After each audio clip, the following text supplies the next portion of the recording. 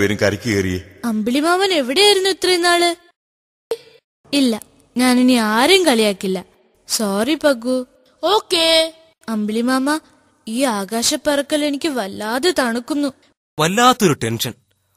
മഹാറാണിയുടെ വയറ്റിൽ ചെറിയൊരു വേദന തുടങ്ങി മന്ത്രി. അതിന് താങ്കൾ വിഷമിക്കണ്ട. മറ്റെല്ലാ യോഗ്യതയുമുള്ളവരെ കണ്ടുപിടിക്കുക. നമ്മൾ അവർക്കൊരു പരീക്ഷ നടത്തും. അതിൽ വിജയിക്കുന്നവനാ ജോലിയും പൊൻപണവും. അത് കൊള്ളാം. നല്ലൊരു കാര്യമാ രാജൻ.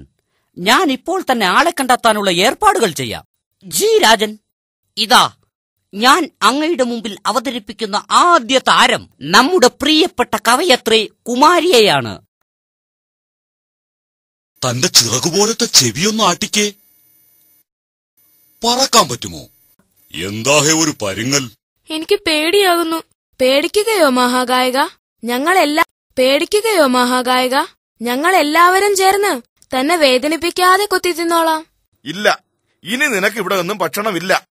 നമ്മുടെ കാട് കൂടുതൽ സുന്ദരമായിട്ടുണ്ട്, അല്ലേ മന്ത്രി? ഉവ്വു തിരുമേനി. പോരാത്തതിന് വസന്തകാലമല്ലേ? അങ്ങയുടെ ഭരണത്തിൽ നമ്മുടെ കാട് സമ്പൽ സമൃദ്ധമാണ് തിരുമനസേ. മഹാരാജന് തന്നോടെന്തോ ഉണർത്തിക്കുവാനുണ്ടെന്ന്. ബ്ലൂവൻ, താങ്കൾ വരൂ.